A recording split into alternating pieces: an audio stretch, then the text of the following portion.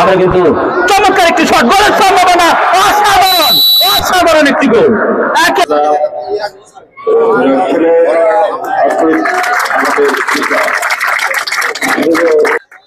আজ 16ই মে রোজ শুক্রবার কেরানীগঞ্জ কালিন্দিতে বিশাল এক ফুটবল খেলার ম্যাচ উদ্বোধন হয়ে গেল।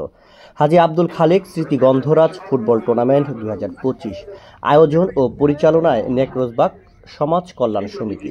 সে সময় উপস্থিত ছিলেন খেলার আয়োজক সহ এলাকার গণ্যমান্য ব্যক্তিবর্গ এবং ফুটবল প্রেমী দর্শক সহ। উদ্বোধনী ম্যাচে তালিপুর আকবর স্পোর্টিং ক্লাব বনাম কালিন্দি ফুটবল ক্লাব অংশগ্রহণ করেন এবং উদ্বোধনী ম্যাচে তালিপুর আকবর স্পোর্টিং ক্লাব 3-0 গোলে পরাজয় করেন কালিন্দিকে।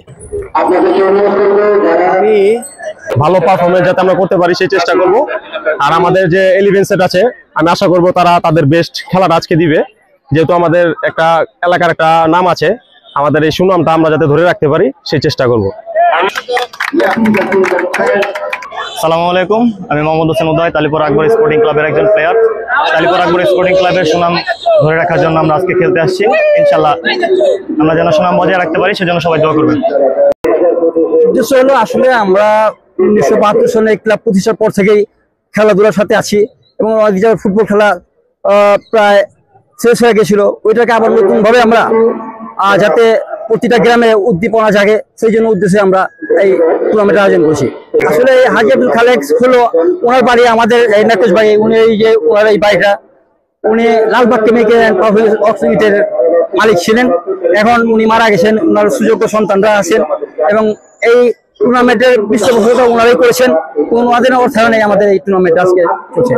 আমাদের নেকরোজবাগ ঐতিহ্যবাহী ফুটবল টুর্নামেন্ট স্বাধীনের পর থেকে আজকে আমাদের এই পর্যন্ত, মাঝখানে খেলার কিছুদিন গ্যাপ ছিল, এখন আমাদের খেলা আবার নতুন করে আমরা চালু করছি যাতে যুব সমাজ খেলার প্রতি আকৃষ্ট হয়, এই জন্য আমাদের এই খেলার আয়োজন।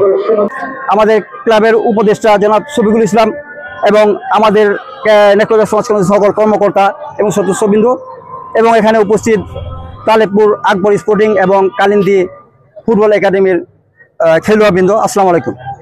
আসলে এখানে বক্তব্য দেওয়ার জন্য না, আমি দু একটি কথা শুধু বললাম যে এখানে আমাদের আজকে এই খেলাটা যে হচ্ছে এটা স্পন্সর করছেন আমাদের এই লালবাগ কেমিক্যালের মালিক, উনি এখানে উপস্থিত আছেন, ওনারা যে আমাদের স্পন্সর করেছেন এবং আমাদের সাথে আসেন সবসময়, এই জন্য ওনারকে ধন্যবাদ এবং আন্তরিক শুভেচ্ছা জানাচ্ছি।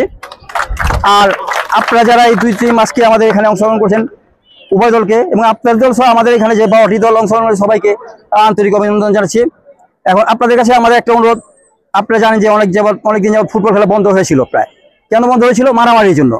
তার দুই দলের কাছে অনুরোধ, এখানে রেফারি লাইসম্যান আছে, ওনারা কিন্তু বাফুফের তালিকাভুক্ত লাইসম্যান রেফারি, ওনারা যে ডিসিশন নেবে আপনারা আপনাদের কাছে অনুরোধ মেনে নেবেন। কারণ যে আপনারা গেটের সামনে আসার সময় উপস্থিত দেখছেন যে এখানে জয় পরাজয় নয়, অংশগ্রহণই বড় কথা, এটা কিন্তু লেখা আছে এই টুর্নামেন্টের। আশা করি আপনারা রেফারি লাইসম্যানের শ্রদ্ধা জানাবেন এবং মাঠে সুন্দরভাবে পরিবেশ বজায় রেখে খেলে যাতে আমরা মনে করি আনন্দিত হই। বাম প্রান্ত দিয়ে আক্রমণে যাওয়ার চেষ্টা, এই মুহূর্তে কিন্তু ক্লিয়ার হয়ে গেল। তবে চমৎকার ভাবে কিন্তু অংশগ্রহণ করেছেন কালিন্দি ফুটবল ক্লাব এবং তালেপুর আকবর স্পোর্টিং ক্লাব। গোলটি তালেপুরের অনুকূলে লম্বা করে কিক নিলেন গোলরক্ষক।